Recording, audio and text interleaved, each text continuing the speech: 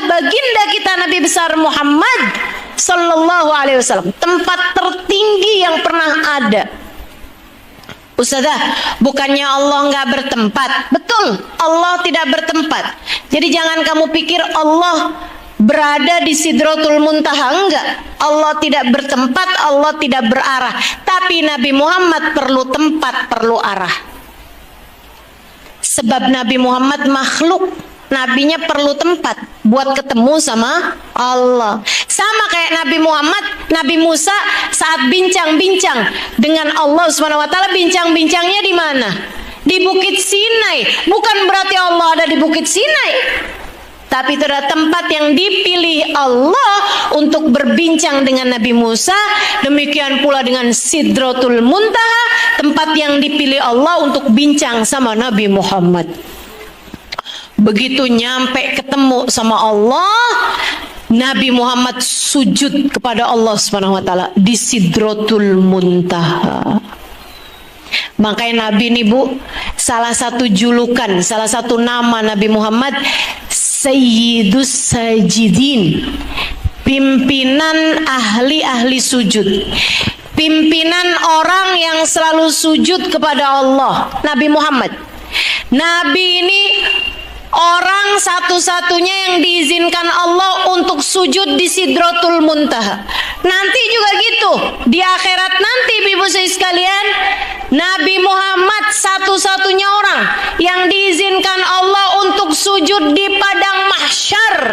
Nabi Muhammad satu-satunya orang yang akan sujud di pintu surga untuk minta keselamatan umatnya. Nabi Muhammad Sayyidus Sajidin, pimpinan ahli sujud kepada Allah. Karenanya ibu-ibu saudara sekalian, kamu kalau kepengen dekat sama Allah, sujudlah. Perbanyaklah sujud, perbanyaklah sholat. Sujud dalam sholat ya Bu ya. Kamu kalau kepengen dekat sama Nabi Muhammad, juga perbanyaklah sujud sama Allah Subhanahu wa taala. Karena dengan begitu kamu sedang menyambungkan hatimu dengan imammu yaitu Nabi Muhammad, dan kamu sedang menyambungkan hatimu dengan Tuhanmu, penciptamu yaitu Allah Subhanahu wa ta'ala. Nabi Muhammad sujud langsung di hadapan Allah, ibu-ibu sekalian.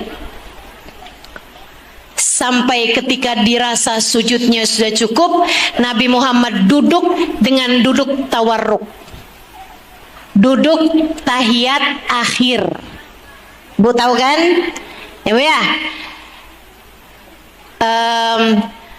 Memberdirikan telapak kaki kanan, memasukkan telapak kaki kiri di bawahnya telapak kaki kanan, kan gitu ya. Kemudian kita duduk di atas tanah, maksudnya di atas bumi. Itu duduk tawarruk. Itu ibu-ibu sekalian, duduk yang paling tawadu. Duduk tawarruk nggak enak kalau dongak. Coba deh liatin, cobain. Kita tuh kalau duduk tawarruk pasti menunduk. Nggak enak aja kalau kayak gini gitu. Duduk tawarruk. Kalau duduk tahiyat awal, kalau duduk di antara dua sujud, duduk bersila masih enak kalau ndangak ya Bu ya. Kalau membusungkan dada. Tapi kalau duduk tawarruk tuh nggak enak, nggak pas gitu. Pasti langsung menunduk kita gitu. Karena itu memang jalsatul abad inda maula, duduknya seorang budak di hadapan tuannya. Dan itu duduk yang dipilih Nabi Muhammad saat di Sidratul Muntaha, ketika dipertemukan dengan Allah Subhanahu wa ta'ala. Saat itulah Nabi Muhammad mengucapkan salam yang diajarkan malaikat Jibril.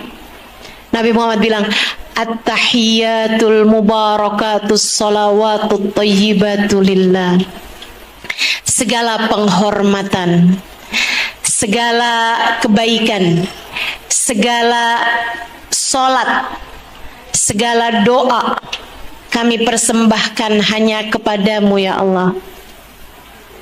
Bu, kalau ada yang nanya gini, Ustazah kenapa salamnya Nabi Muhammad tuh nggak Assalamualaikum ya Allah? Kayak kita ucap salam sama orang kan? Kalau saya ucap salam sama ibu kan, Assalamualaikum Bu. Waalaikumsalam. Kan itu ya. Kenapa kok Allah itu at-tahiyatul mubarakatus salawatut thayyibatulillah? Kenapa enggak assalamualaikum ya Allah? Karena arti assalamualaikum tuh semoga keselamatan dari Allah diperuntukkan kepadamu. Nah, kalau kita ucap salam sama Allah bahasanya kayak gitu, ya Allah semoga keselamatan dari Allah untukmu ya Allah, kan nggak pas ya Bu. Makanya bentuknya salamnya nggak gitu, tapi at-tahiyatul mubarakatus salawatut thayyibat. Segala penghormatan kami hanya teruntuk padamu ya Allah. Segala amal ibadah yang berhasil kami lakukan, kami mempersembahkannya untukmu ya Allah. Segala kebaikan-kebaikan semuanya kami haturkan kepadamu ya Allah. Bahkan semua doa, semua pinta kami hanya melakukannya, hanya memintanya kepadamu ya Allah. Gitu. Itu arti at-tahiyatul mubarakatus salawatut thayyibat lillah. Ibu, Nabi Muhammad nih Bu ya, ketemu langsung sama Allah, sujud langsung di hadapan Allah, ucap salam kepada Allah. Kayak apa bahagianya Nabi Muhammad, ditambah dengan Allah jawab salamnya dengan mengatakan assalamu alayka ayyuhan nabi wa rahmatullahi wa barakatuh. Salam untukmu wahai seorang nabi, rahmat serta keberkahan dariku Allah senantiasa tercurah atasmu wahai seorang nabi. Senengnya kayak apaan tuh Bu tuh? Kita aja kalau ketemu sama yang kita kagumi, yang kita cintai, yang hati kita selalu mengingat dia, pantes-pantesnya yang gak ingat sama siapa-siapa kan? Bahagia tak terkira Nabi Muhammad pada saat itu. Tapi meskipun begitu, ada yang tidak dilupakan oleh Nabi Muhammad. Begitu Allah bilang assalamu alayka ayyuhan nabi wa rahmatullahi wabarakatuh, Nabi segera menyusuli salam Allah dengan berkata assalamu alayna wa ala ibadillahi salihin. Terima kasih ya Allah atas salammu untukku. Akan tetapi sampaikan salam itu pula untuk umatku ya Allah, hamba-hambamu yang soleh-solehah itu. Kalau kamu salah satu di antara hamba Allah yang solehah, dan tentu saja dirimu adalah umat Nabi Muhammad, kamu dapat salam yang dimintakan Nabi Muhammad dari Allah Subhanahu wa taala malam Isra dan Mi'raj. Kamu udah disalamin sama Allah, kamu udah disampein sama Nabi Muhammad, biar Allah memberikan salam kepadamu hidup di dunia hingga sampai di akhirat nanti. Dan kamu kalau kebagian dari salam ini, kamu akan hidup dengan salam. Kamu akan hidup dengan damai. Hatimu penuh dengan kedamaian, penuh dengan ketenangan. Hatimu gak akan dipenuhi dengan kebencian. Hatimu tidak akan dipenuhi dengan kekhawatiran, kecemasan. Kamu akan selalu berada dalam salam, selalu berada dalam kedamaian, sampai nanti di akhirat kamu akan diperkenankan masuk ke dalam surga Allah Subhanahu wa taala, dan kamu akan diucapkan salam dari Allah pada saat itu, salamun qaulan mir rabbir rahim. Ada salam untuk kalian semua wahai hamba-hamba Allah, mir rabbir rahim, dari Allah Tuhan yang sangat dermawan. Masya Allah, Masya Allah. Ustazah, saya masuk nggak tuh dalam salamnya Nabi Muhammad hari itu? Kamu tinggal lihat aja hati kamu gimana waktu hidup di dunia. Saya kok benci mulu sama orang ya Ustazah, sebel mulu gitu, ngelihat si ini nggak demen, ngelihat si itu iri, ngelihat si itu dengki, ngelihat si itu seneng, hati saya gelisah gitu. Hati-hati, hati-hati. Jangan sampai kamu tidak dapat salam Nabi Muhammad malam tersebut. Khawatir di hari akhirat kamu tidak diselamatkan Allah. Berusaha kita mencari kedamaian di saat hidup di dunia ini. Yang tenang hatinya, yang tenang hatinya. Bu, orang mukmin, orang muslim tuh hatinya tenang. Kenapa? Lah hidupnya sama Allah gimana nggak tenang? Hidupnya sama Nabi Muhammad gimana nggak tenang? Kamu kalau nggak tenang tuh pasti karena kamu lagi lupa sama Allah, kamu lagi nggak inget sama Nabi Muhammad sallallahu alaihi wasallam. Makanya kalau lagi gelisah, cepet-cepet dah. Cepet-cepet ngapain? Cepet-cepet zikir. Kalau bisa cepet-cepet sholat. Kalau waktunya sholat-sholat sunnah ada, sholat dah. Sama kalau bisa cepet-cepetan sholawat kepada Nabi Muhammad. Bikin tenang hati, bikin damai pikiran, bikin bahagia hidup. Sebab kamu ternyata sebagai salah satu dari orang yang Nabi Muhammad telah menyampaikan permintaan agar Allah memberi salam kepadamu pada malam tersebut. Masya Allah. Makanya Bu, kenapa sholat yang dipilih sama Allah sebagai kewajiban di mana Allah menyampaikannya langsung kepada Nabi Muhammad? Karena kamu saat sholat juga kamu sedang menghadap kepada Allah. Sebagaimana Nabi Muhammad dulu untuk kewajiban sholat dipertemukan langsung dengan Allah. Kalau Nabi Muhammad jasadan wa ruhan, jasad juga, amar ruh juga. Nah kalau kita saat sholat diharapkan hati kita, ruh kita ngadep sama Allah subhanahu wa ta'ala. Makanya ibu perhatiin deh, kalau ibu sholat tuh begitu Allahu Akbar, nih yang sholat nih diawali dengan Allahu Akbar. Kenapa Allahu Akbar? Kenapa nggak Subhanallah? Kenapa nggak Alhamdulillah? Kenapa nggak la ilaha illallah? Ya kan? Itu kan kalimat paling penting dalam Islam. Orang tuh kalau nyebut la ilaha illallah berarti masuk Islam. Kan begitu?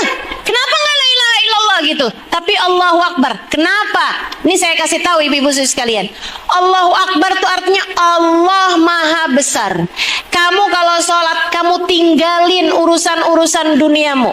Yang asalnya lagi masak, kamu tinggalin masakmu. Yang asalnya lagi dagang, kamu tinggalin dagangmu. Yang asalnya lagi teleponan, kamu tinggalkan teleponmu. Yang asalnya lagi lihat nonton TV, kamu tinggalkan TVmu.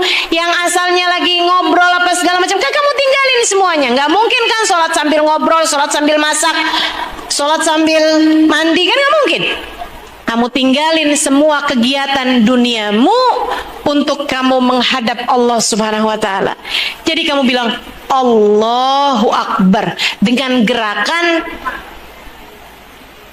takbir, seolah menjadikan semua urusan di belakangmu, karena kamu tahu bahwasanya semua urusan kecil yang besar adalah Allah. Kamu tinggalin semua urusan, sebab semua urusan ada dalam kendali Allah. Sekarang kamu ngadep sama Allah. Jadi kamu sholat Allahu Akbar, urusan makanan kecil, urusan masakan kecil, urusan suami kecil, urusan anak kecil, urusan dagang kecil, urusan duit kecil, semua urusan kecil. Ustazah, bukannya urusan sama suami besar, tapi kan suami dalam kendali Allah juga. Bukannya urusan orang tua kita besar Ustazah, betul, tapi kan urusan orang tua kita juga dalam kendali Allah. Hati orang tuamu, hati suamimu adanya dalam genggaman siapa? Allah Subhanahu wa ta'ala. Bahkan hatimu, urusan penyakit-penyakit segala macam kecil semua, yang besar Allah Subhanahu wa ta'ala. Jadi itu Bu, buat kita mantepin hati. Semua urusan saya kebelakangin, yang ada di hadapan saya adalah Allah. Karenanya kita bilang Allahu Akbar. Allahu Akbar. Habisnya itu kita bilang Allahu Akbar kabira. Hanya Engkau saja Allah yang besar. Aku akan membesarkanmu senantiasa. Walhamdulillah katsira. Aku berterima kasih yang banyak padamu ya Allah. Masih dijadikan Islam, masih dijadikan mukmin, cinta padamu, makasih ya Allah, masih bisa sholat, alhamdulillah katsira. Subhanallah bukratan wa asila. Aku akan bertasbih padamu sepanjang siang dan malam. Inni wajjahtu wajhi lilladzi fataras samawati wal ard. Aku hadapkan diriku ya Allah, ngadep sama kayak Nabi Muhammad malam Isra Mi'raj, ngadep sama Allah. Kita bilang dalam salat kita, inni wajjahtu wajhi, ya Allah aku hadapkan wajahku yang hina dina belepotan dosa ini, yang penuh dengan kehinaan-kehinaan ini, yang selalu mengerjakan perbuatan dosa ini, yang gak ngerti-ngerti keagungan Allah, yang gak ngerti-ngerti kemuliaan Allah ini. Meskipun dengan belepotan dosa, meskipun dengan banyak noda aib dosa-dosa, kami tetap memberanikan diri menghadap kepadamu ya Allah. Inni wajjahtu wajhi lilladzi fataras samawati wal ard, kepada Engkau yang menguasai langit dan bumi. Diri ini hina, kami hadapkan kepadamu yang maha mulia. Hanifah, karena saya menginginkan kebaikan. Muslimah, karena saya muslim, karena saya mukmin. Wa ma ana minal musyrikin, saya tidak pernah ragu-ragu kepadamu ya Allah. Kemudian kita perbaharui ikrar kehidupan dalam sholat kita. Inna sholati wa nusuki wa mahyaya wa mamati lillahi rabbil alamin. Ya Allah, sholat saya ini, bahkan bukan hanya sholat yang ini, semua ibadah saya ya Allah, bahkan bukan cuman ibadah saya aja ya Allah, mahyai, hidup saya ya Allah. Saya makan, saya mandi, saya pakai baju, saya bangun rumah, saya benar sama suami, saya ngurusin anak, saya masak, saya nyapu, saya ngepel, saya hadir majelis talim, saya jalan, saya keluar, saya di rumah. Mahyaya, hidup saya ya Allah. Wa mamati, bahkan mati saya sekalipun ya Allah, lillahi rabbil alamin, saya persembahkan hanya untukmu ya Allah. Saya hidup untukmu, saya mati untukmu. Saya sholat untukmu, saya ibadah untukmu. Saya bernafas untukmu, saya melangkah karenamu. Ikrar kita dalam kehidupan mesti diingat-ingat terus ibu-ibu sekalian. Kita ulangi 5 waktu sekurangnya sehari semalam, buat ngingetin. Jangan sampai ada hamba Allah yang nanya lagi, saya hidup buat apa ya? Kamu hidup buat Allah. Kamu ulangi 5 waktu sehari semalam ucapan tersebut. Jangan sampai ada yang salah arah, salah tujuan. Saya hidup untuk suami saya. Ketika suami saya meninggalkan saya, apalah arti hidup saya? Dia pun kemudian bunuh diri. Salah jalan. Salah jalan. Ibu-ibu sekalian, kita hidup untuk Allah, kita mati untuk Allah. Bukan kamu hidup bukan untuk anakmu, bukan. Bukan. Kamu hidup bukan untuk suamimu, bukan. Bukan. Kamu hidup bahkan bukan untuk dirimu sendiri. Kamu hidup bukan untuk makan, kamu hidup bukan untuk tidur.